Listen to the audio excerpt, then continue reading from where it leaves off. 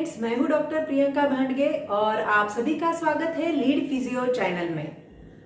Friends, आज के video में मैं आपको सबसे पहले पेशेंट की स्टोरी दिखाने वाली हूं थ्रू वीडियो फीडबैक और ये केस है सर्वाइकल स्पॉन्डिलोसिस की।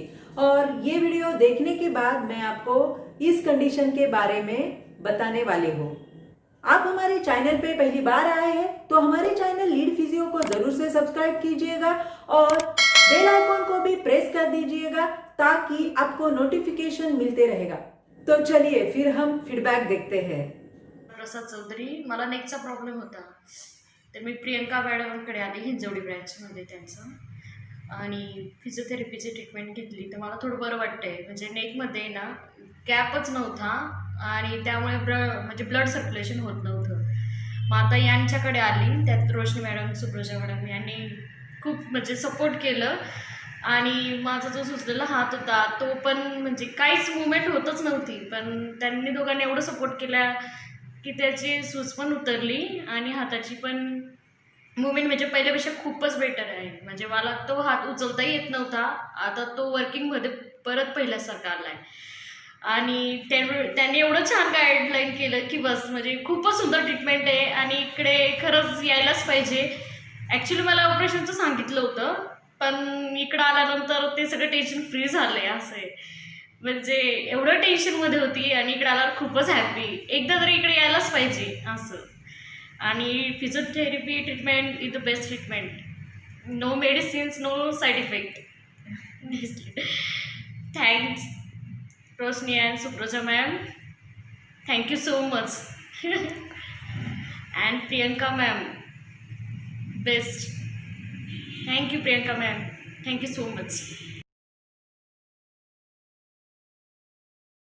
तो सर्वाइकल स्पॉन्डिलोसिस क्या होता है, इसके कॉजेस क्या है, इसमें कौन से सिम्टम्स मिलते हैं, इसके ऊपर मैंने बहुत पहले वीडियो भी बनाया हुआ है और इसकी लिंक मैंने यहाँ पे ऊपर दी हुई है।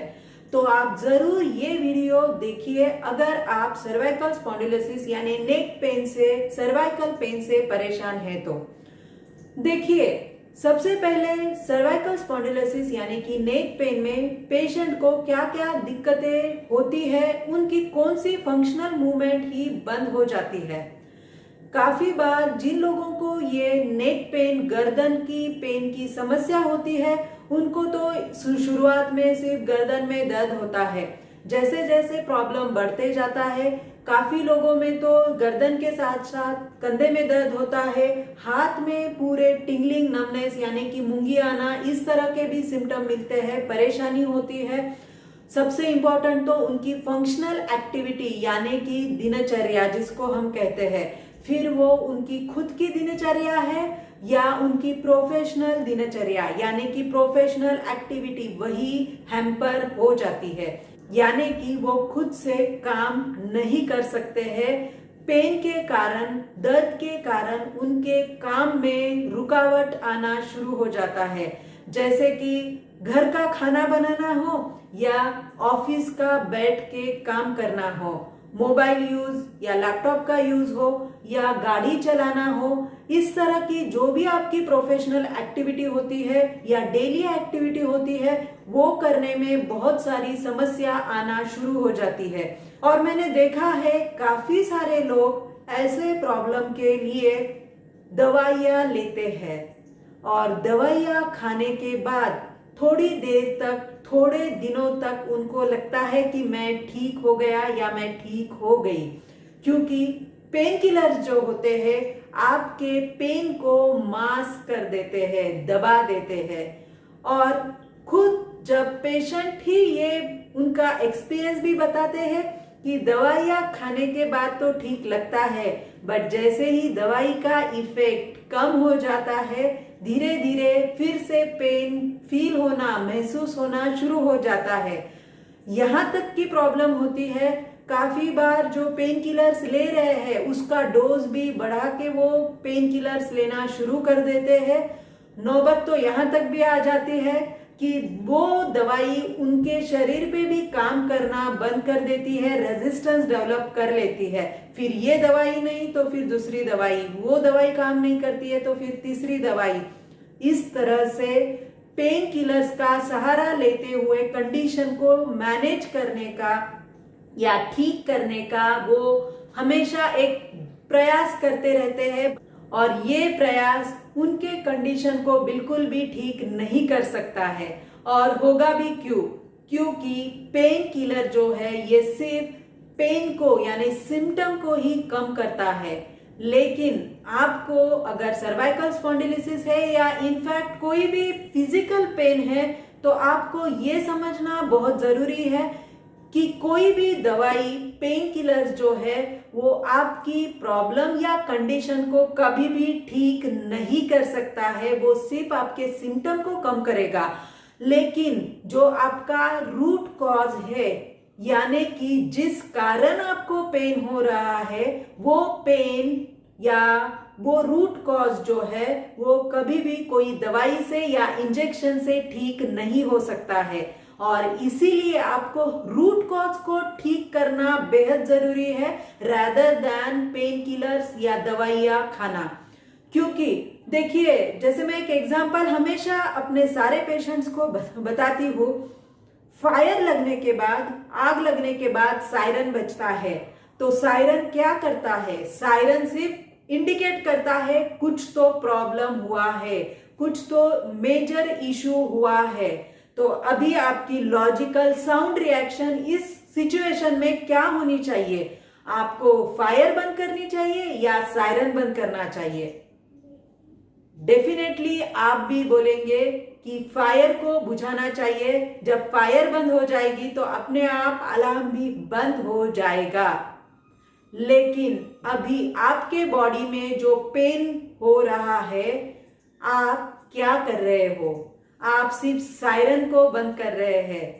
Please try to understand, body में, आपके शरीर में जब पेन होता है, आपका शरीर सिर्फ आपको एक ही लैंग्वेज में बात करता है, और वो लैंग्वेज है पेन की, डिस्कंफर्ट की, वेदना होना। आपका शरीर आपको बताता है, जैसे सर्वाइकल स्पॉन्डिलोसिस है, नेक पेन है, तो आपको ये सिग्नल मिल रहा है कि आपके नेक में पेन है। प्लीज आप ध्यान दीजिए, आपका शरीर आपको बोल रहा है। बट अनफॉर्चुनेटली हम जो सिग्नल है उसको ही बंद करते हैं, क्योंकि हम समझते हैं पेन, डिस्कंफर्ट, तनाव या वेदना मतलब मेरा प्रॉब्लम है। और फिर इस तरह से आप अगर सिर्फ सायरन बंद कर देंगे, अलार्म को बंद कर देंगे, तो जो अंदर रूट कॉज है वो तो वैसा ही बना रहेगा। और आप तो डेली काम कर रहे हैं, शरीर को रोजाना यूज कर रहे हैं, तो उसके साथ साथ जो प्रॉब्लम पहले सिर्फ थोड़ा सा था, थोड़े दिनों के बाद उसकी सिवियरिटी बढ़ जाती है, और ऐसे करते हुए कुछ महीनों में, कुछ साल के अंदर ही प्रॉब्लम से लेके आप कंडीशन तक पहुंच जाते हैं। और फिर ये लेबल्ड कंडीशन, सर्वाइकल स्पॉन्ड है, फ्रोजन शोल्डर है, टेनिस एल्बो है, या लंबर डिस्क पैथोलॉजी है, हर्निएटेड डिस्क है, स्लिप डिस्क है, इस तरह के लेबल कंडीशन डिसीज आपको सुनने को मिलते हैं। और इसीलिए दोस्तों, अगर आप प्रॉब्लम में ही रहते हुए, या अगर समझ लीजिए आप कंडीशन तक भी पहुंच गए, तो आप अगर सिर्फ पेन को ही अगर आपकी बीमारी समझेंगे, तो आपकी कंडीशन, आपका प्रॉब्लम सर्जरी तक पहुंच जाता है।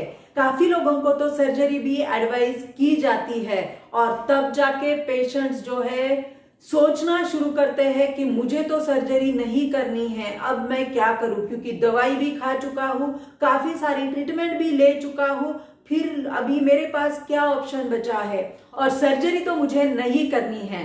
तो दोस्तों, इसीलिए आपको पहले तो रूट कॉज समझना बहुत जरूरी है। हर एक कंडीशन में रूट कॉज अलग अलग होता है। तो जैसे अभी सर्वाइकल स्पॉन्डिलोसिस की हम बात करते हैं, तो रूट कॉज आपकी नेक की, गर्दन की मसल वीक हो सकती है, टाइट हो सकती है, या न्यूरोमस्कुलर कोऑर्डिनेशन ही यहाँ पे अफेक्ट हुआ रह सकता है। उसी के साथ अलग अलग आपकी जो डेली एक्टिविटीज आप करते हैं उसमें कौन से मसल्स किस एंगल में यूज हो रहे हैं, आपका पोस्चर कैसा है, आपकी सोने की हैबिट कैसे है, आपका वाटर इनटेक कैसा है, आपका सन एक्सपोजर भी कितना होता है, आपका डेली रूटीन, आप पैसिव पर्सन हो या एक्टिव पर्सन हो, मतलब आप कुछ भी फिजिकल एक्टिविटी नहीं करते हैं या बहुत ज्यादा फिजिकल एक्टिविटी करते हैं, इन सब छोटे छोटे बट बहुत ही इंपॉर्टेंट पॉइंट के कारण आपकी ये कंडीशन या प्रॉब्लम डेवलप हो रहा है। तो आपको ये प्रॉब्लम्स को फोकस करना जरूरी है और इसको फोकस करने के लिए आपको प्रॉपर फिजियोथेरेपी एक्सरसाइजेस करना मस्ट है। मैंने हर एक कंडीशन के लिए पीबीपीए प्रोटोकॉल बनाया हुआ है।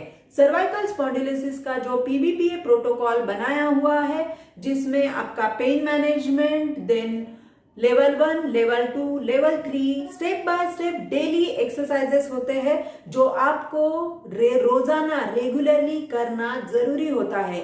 और इस तरह से जब आप एक्सरसाइजेस करते हैं अलॉन्ग विथ ये सारे जो मैंने अलग अलग पैरामीटर्स बताए पहले, वो सारे इंप्रूव करते हुए आपकी कंडीशन जो है कंडीशन से नॉर्मल स्टेटस में आने के लिए मदद करेगी।